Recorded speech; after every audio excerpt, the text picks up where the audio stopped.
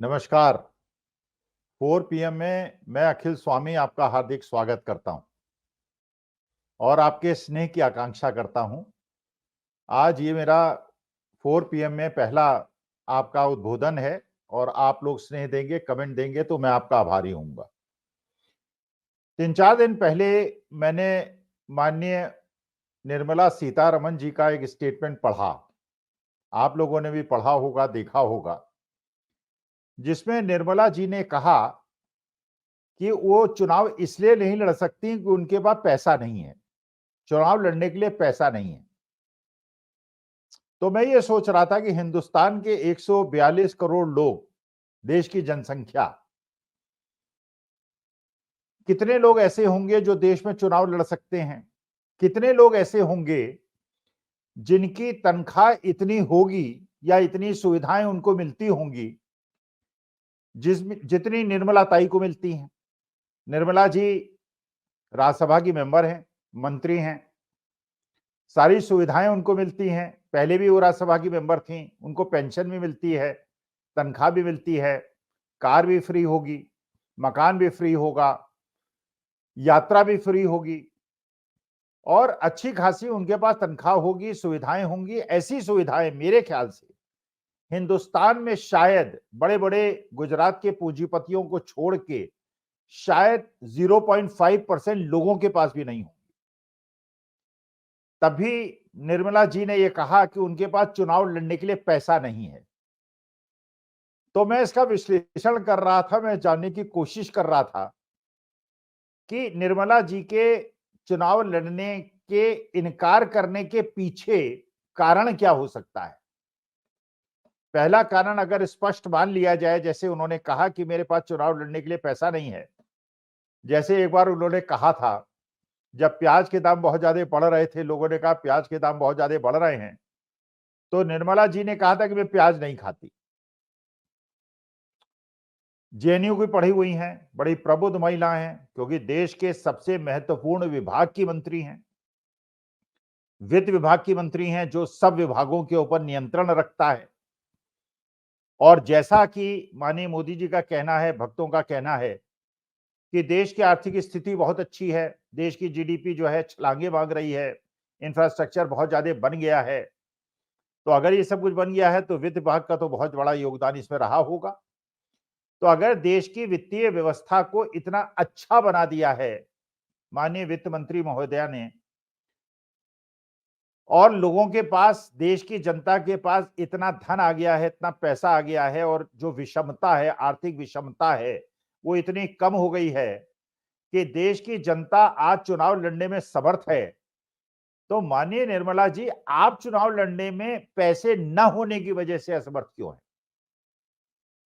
इसका मतलब यह है कि कहीं आप देश की जनता को और विदेश के सब लोगों को यह मैसेज देना चाहती हैं कि देश की अर्थव्यवस्था इतनी ज्यादा खराब हो गई है, इतनी ज्यादा बदहाल हो गई है कि हमारे जैसे मध्यम वर्ग के आदमियों को बात छोड़िए, देश के उन 80 करोड़ लोगों की बात छोड़िए जो 5 किलो अनाज पे निर्भर करते हैं, बाकी उन बेरोजगार युवकों की बात छोड़िए जिनके पिता नौकरी करते हैं, इसलिए 5 किलो अनाज तो उनको नहीं मिलता, लेकिन खुद वो नौकरी नहीं पा रहे हैं, बेरोजगारी उनके ऊपर परेशान है, परेशान कर रही है।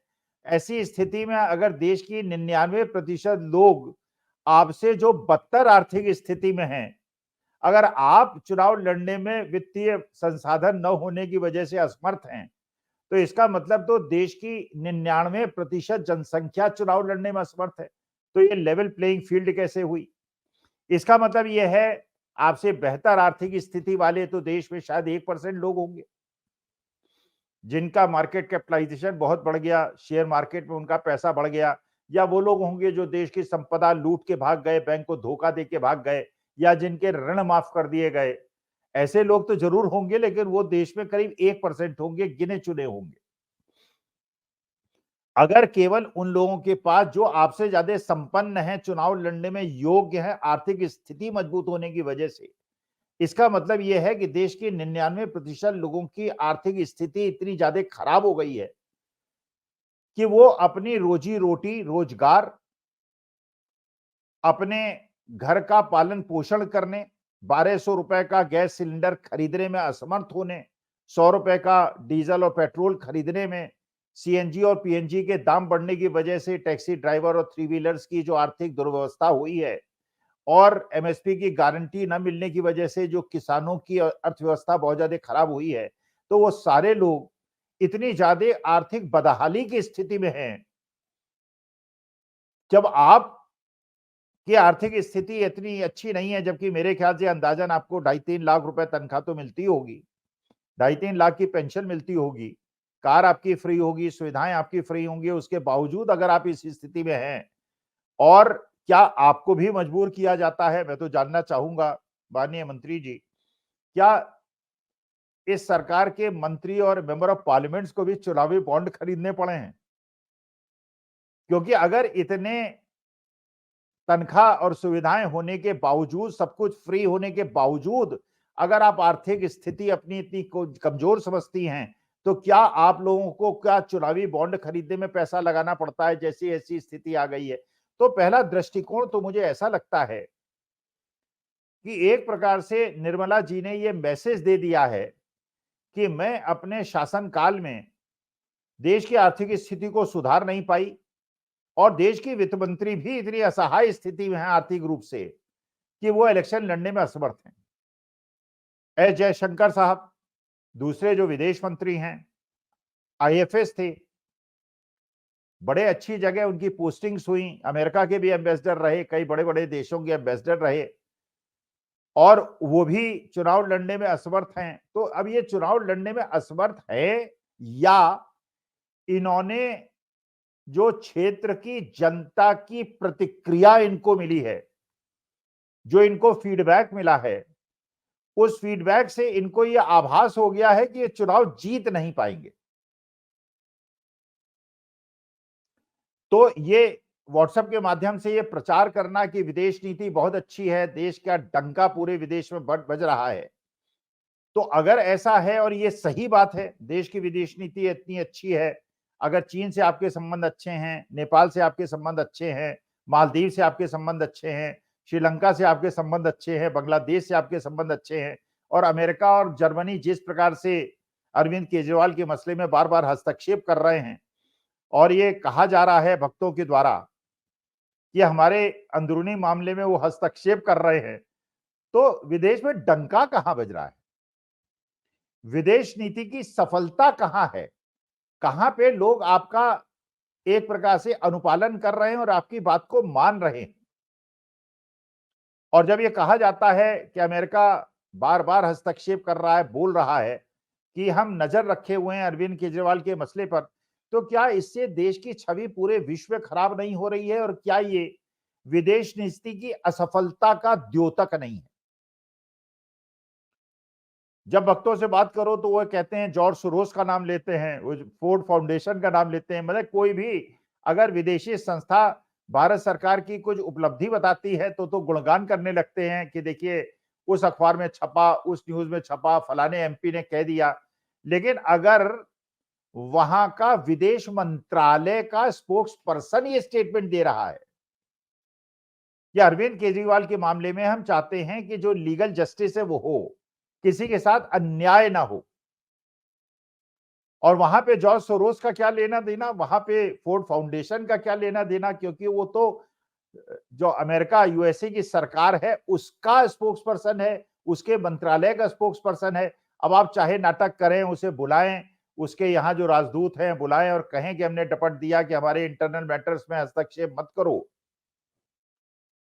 तो जब आपने जैसे आपने कहा कि रूस यूक्रेन की जो लड़ाई हुई उसमें मोदी जी ने फोन किया और युद्ध रुकवा दिया और इजराइल और जो वहां पे पैलेस्टीन के बीच में लड़ाई हुई वो रुकवा दी और रुकवाने का प्रयास किया, तो होने दीजिए फिर लड़ाई, फिर आप उसमें हस्तक्षेप उसको नहीं माना जाएगा ना। अगर देश के विश्व के किसी भी कोने में किसी प्रकार का भी ऐसी प्रतिकूल परिस्थिति बनती है कि वहां युद्ध होता है, वहां पे ह्यूमन राइट्स का वायलेशन होता है, तो हम हिंदुस्तानी, हम भारतवासी भी उसका विरोध करते हैं, चाहे वो किसी भी देश के अंदर हो। और हम भी चाहते हैं कि रूस और यूक्रेन के बीच का युद्ध रुक जाए। हम भी चाहते हैं कि जो इजराइल के और पैलेस्टीन के बीच में युद्ध हो रहा है वो रुक जाए, तो हस्तक्षेप नहीं है। हम तो ये चाहते हैं शांति बनी रहे, न्याय का जो मसला है वो सबसे ऊपर रहे, चाहे वो पाकिस्तान का मसला हो, चाहे श्रीलंका का मसला हो, चाहे अमेरिका का मसला हो, किसी भी देश का मसला हो, लेकिन न्याय सर्वोपरि होना चाहिए और सबको इक्वल फुटिंग पे न्याय की अपेक्षा सरकार से भी होती है और न्यायपालिका से भी होती है। हम ये मानते हैं कि जो प्रशासन है वो भी किसी भी गरीब से गरीब आदमी की, जो व्यथित है, जो परेशान है, जो पीड़ित है, उसकी आवाज को सुनना चाहिए। और अगर किसी बलशाली व्यक्ति के खिलाफ वो संघर्ष कर रहा है तो प्रशासन का प्रथम कर्तव्य है कि वो गरीब दरिद्र नारायण के पक्ष में, न्याय के पक्ष में खड़ा हो और कितना भी दबंग आदमी हो उसके खिलाफ खड़ा हो। ये प्रशासन से उम्मीद रखते हैं। अगर प्रशासन नहीं ऐसा करता तो हमारे जो लोकल रिप्रेजेंटेटिव होते हैं, जिनको हम चुनकर भेजते हैं, उनसे हम अपेक्षा रखते हैं, उनसे आशा करते हैं कि हमारी बात सुनेंगे, और वो भी अगर नहीं सुनते तो हम न्यायपालिका में जाते हैं और ये चाहते हैं कि न्यायपालिका न्याय करे, और जब वो निर्णय लेता है फिर उसको हम चैलेंज नहीं करते। लेकिन अगर इस प्रकार की व्यवस्था बन जाएगी कि जहां पे गरीब और अमीर के बीच में भेद होगा, जहां पे प्रफुल्ल पटेल का तो क्लोजर हो जाएगा एक केस का, जो कि बिल्कुल ओपन एंड शट केस था, बिल्कुल स्पष्ट हो रहा था कि 15 एयरक्राफ्ट उन्होंने खरीदे और मतलब सिविल एविएशन मिनिस्ट्री ने खरीदे और वो एयरक्राफ्ट का यूज नहीं हुआ, जबकि जो एग्जिस्टिंग फ्लीट थी उसका उपयोग नहीं हो रहा था। उसके बावजूद 15 एयरक्राफ्ट खरीदे जिनका कोई उपयोग नहीं हुआ, खड़े रहे और 700-800 करोड़ का घपला हो गया। पता नहीं कितना पैसा, और ये ईडी सीबीआई ने ये एफआईआर में लिखा चार्ज, और सबके बाद, और आज केस इसलिए बंद हो गया क्योंकि वो शरद पवार को छोड़ के नई एनसीपी उन्होंने बनाई और आज उन्हें राज्यसभा के मेंबर भी हैं और जीवन का आनंद उठा रहे हैं। जिस प्रकार से शुभेंदु अधिकारी जीवन का आनंद उठा रहे हैं, एमएलए हैं, और हेमंत विश्व शर्मा आनंद उठा रहे हैं, चीफ मिनिस्टर हैं, जबकि सबसे ज्यादा आरोप उनके ऊपर लगे थे। अजीत पवार आनंद उठा रहे हैं, जिन पे 72,000 करोड़ का आरोप लगा था। आज वो डिप्टी चीफ मिनिस्टर हैं। ये हालांकि ये दूसरी बात है कि उन्हें 6 सीटों का आवंटन किया जा रहा है, जिसमें अजीत पवार से कहा जा रहा है कि 30 सीटें जो हैं उसपे हमारे बीजेपी के लीडर्स आपके सिंबल पे लड़ेंगे। इसका मतलब यह है कि उनको अजीत पवार पे भी भरोसा नहीं है। हाँ, इतना जरूर उन्होंने किया कि आशा अनुसार अजीत पवार के केस भी बंद कर दिए और जो प्रफुल्ल पटेल साहब हैं उनके भी केस बंद कर दिए। दूसरी बात है कि सतेज जैन को 3 साल से जेल में रखा, मनीष सिसोदिया को भी अंदर कर दिया, संजय सिंह को भी अंदर कर दिया, अरविंद केजरीवाल को भी अंदर कर दिया। अब यही नहीं पता किसी को, जनता को ही नहीं पता कि अरविंद केजरीवाल ना जब घूस देने वालों में है ना घूस लेने वालों में है। हवाई आरोप लगाने पे अगर किसी आदमी को अरेस्ट ईडी कर सकती है तो 142 करोड़ लोगों में से किसी को भी अरेस्ट कर सकती है। क्या इस आदमी ने जाके फलाने को 2 करोड़ दिया, इसको जेल के, अरे कोई मनी ट्रेल दिखाओ। ये दिखाओ जिस आदमी ने पैसा 100 करोड़ दिया वो किस बैंक से निकाला, किस फ्लाइट से गया, किस ट्रेन से गया, किस होटल में दिया, किस सूटकेस में दिया। होटलों के अंदर तो सीसीटीवी लगे होते हैं। जब वो मंत्री से बताते हैं काली कार के शीशे वो चढ़े हुए थे और उसके अंदर वो अरविंद केजरीवाल से मिला। अगर मिला तो कोई सीसीटीवी फुटेज होगी, कुछ तो एविडेंस होगा। अगर इस प्रकार का एविडेंस नहीं है तो किसी भी आदमी को एक सतही आरोप लगा के आप जेल के अंदर बंद कर देंगे और उसको बेल नहीं मिलने देंगे, क्योंकि ईडी के केस में बेल मिलना बहुत मुश्किल है और आरोपी को सिद्ध करना पड़ता है कि वो दोषी नहीं है, जबकि आरोपी को पता ही नहीं कि वो आरोपी है या विटनेस है। जिसको अरेस्ट किया गया जो घूस देने वाला था, वो पहले उसने अरविंद केजरीवाल का नाम नहीं लिया, उसके बाद उसने दबाव पड़ा उसमें, 5वीं या 6ठी बार उसने केजरीवाल जी का नाम लिया। फिर उसने 50-55 करोड़ रुपए जो है चुनावी बॉन्ड में दिया, फिर वो बेल में मस्ती ले रहा है और घूस लेने वाला जो चुनावी बॉन्ड के माध्यम से लिया वो भी मस्ती ले रहा है, देने वाला भी मस्ती ले रहा है, और केवल अपने छूट के एवज में जो किसी आदमी को उसने नामजद किया था वो जेल के अंदर है, जबकि वो चुना हुआ मुख्यमंत्री है, दिल्ली प्रदेश की जनभावना को रिप्रेजेंट करने वाला मंत्री है। संजय सिंह बड़े तेज वक्ता थे, वो भी अंदर हैं। अब उनकी बीवी बच्चे, उनके परिवार के बारे में सोचना, तो ये नहीं समझ में आ रहा है कि जयशंकर जी और जो निर्मला सीतारमन जी इलेक्शन नहीं लड़ना चाह रहे। क्या इसके पीछे एक और कारण है? क्या ये दोनों जेएनयू के पढ़े हुए हैं? अच्छा, जेएनयू में अभी तक तो राज्यसभा में हैं ये लोग, लोकसभा तो इलेक्शन लड़े नहीं। अच्छा, लोकसभा का इलेक्शन लड़ेंगे तो आपको जनता के बीच में जाना पड़ेगा और जनता के बीच में उनके प्रश्नों का जवाब देना पड़ेगा। तो लोग पूछेंगे भाई बेरोजगारी क्यों है? दोनों मंत्री हैं। और महंगाई क्यों है? अमीर-अमीर क्यों होता जा रहा है? गरीब-गरीबी क्यों होता रहा है? ये तो निर्मला जी से पूछेंगे और जयशंकर जी से पूछेंगे कि भैया इतना तुम्हारा डंका बोल रहा है, डंका बज रहा है, तो अमेरिकन गवर्नमेंट आपके हर चीज़ पे हस्तक्षेप करने का प्रयास कनाडा से आपके पंगे क्यों हो रहे हैं? मालदीव से आपके पंगे क्यों हो रहे हैं? बांग्लादेश से आपके पंगे क्यों हो रहे हैं? भई अगर हर जगह से पंगे ही हो रहे हैं, तो ये डंका किस बात का बज रहा है? तो मुझे ऐसा लगता है कि जयशंकर जी को और निर्मला सीतारमण जी को वास्तविकता में वित्तीय समस्या नहीं है, क्योंकि जयशंकर जी आईएफएस थे, अच्छी खासी पेंशन उनको मिलती है होगी और राज्यसभा मेंबर हैं, वहाँ भी मिलती होगी, मंत्री पद जो निर्मला जी को सारी सुविधाएं हैं, उनको भी सुविधा होगी।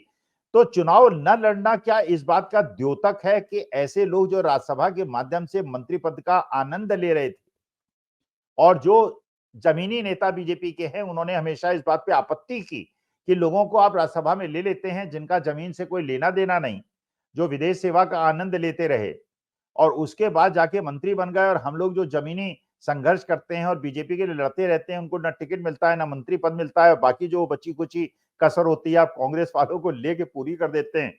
तो इस परेशानी से बचने के लिए ये कहलाया गया उनसे कि हम चुनाव लड़ने में असमर्थ हैं और ऐसे जमीनी नेता को क्योंकि अब तो अरुण गोविल साहब जो भगवान राम बने थे रामायण सीरियल में, वो मेरठ से इलेक्शन लड़ रहे हैं, कंगना रनौत जी मंडी से इलेक्शन लड़ रही हैं, गोविंदा जी मुंबई से इलेक्शन लड़ रहे हैं। तो इसका मतलब ये है कि राजनीति में अगर आपको मंत्री बनना है या एमपी बनना है, तो जनता के खड़ंजे और सीवर के और खाने-पीने और उनके दुःख-दर्द में शामिल होने की आवश्यकता नहीं। आप जाइए या तो कांग्रेस में रहिए, कांग्रेस में थोड़ी अपनी जड़ें जमाइए और सीधे पैराशूट कीजिए बीजेपी के अंदर बड़े नेता बन जाइए, मंत्री बन जाइए। जैसे जितिन प्रसाद 2-3 बार हारे, लेकिन आप मंत्री हैं, माधवराव सिंधिया 1.5 लाख वोट से हारे, लेकिन मंत्री हैं। तो या तो कांग्रेसियों को ऊँचा पद बीजेपी के अंदर मिलेगा या कलाकारों को मिलेगा या फिल्म हीरो और हीरोइन्स को मिलेगा। जो भारतीय जनता पार्टी में संघर्ष करने वाले लोग हैं, मरने-मारने को उतारू होने वाले लोग हैं, व्हाट्सएप के पीएचडी और पोस्ट ग्रेजुएट्स हैं, उनको अगर राजनीति में स्थान नहीं मिलेगा और कलाकारों को और कांग्रेसियों को ही स्थान मिलना है, तो मेरे ख्याल से ऐसा लगा कि विरोध या तो जनता का है या जो बीजेपी के कार्यकर्ता हैं, उनका विरोध है या जेएनयू की जो उनकी पृष्ठभूमि है, उसके कारण क्योंकि व्हाट्सएप में जो भक्त लोग हैं, उन्होंने जेएनयू के खिलाफ इतना प्रलाप कर लिया है, इतनी उसकी बदनामी कर दी है। जब फील्ड में जाएँगे, करेंगे तो लोग पूछेंगे कि अगर जेएनयू इतना खराब इंस्टीट्यूट है, वैसे विश्व में सबसे ज़्यादा प्रतिष्ठा अगर किसी इंस्टीट्यूट की है, जेएनयू की है और जयशंकर जी और निर्मला सीतारमण जी वहीं की पढ़ी हुई हैं। लेकिन जवाब देना पड़ेगा, फिर अब क्या मुश्किल होगी क्योंकि जेएनयू को खराब भी नहीं कह सकते और जेएनयू को अच्छा भी नहीं कर सकते। वो तो उस काल्पनिक यूनिवर्सिटी के छात्र भी नहीं है, जहाँ से एंटायर पॉलिटिकल साइंस की डिग्री मिलती है। तो ये समस्या है, अब इसकी विश्लेषण मैंने तो किया, आप भी विश्लेषण कीजिएगा, बताइएगा, फीडबैक दीजिएगा, कमेंट दीजिएगा जिससे मुझे पता चले कि जिस डायरेक्शन में मैं सोच रहा हूँ, क्या आप भी उसी डायरेक्शन में सोच रहे हैं? बहुत-बहुत धन्यवाद, बहुत-बहुत आभार।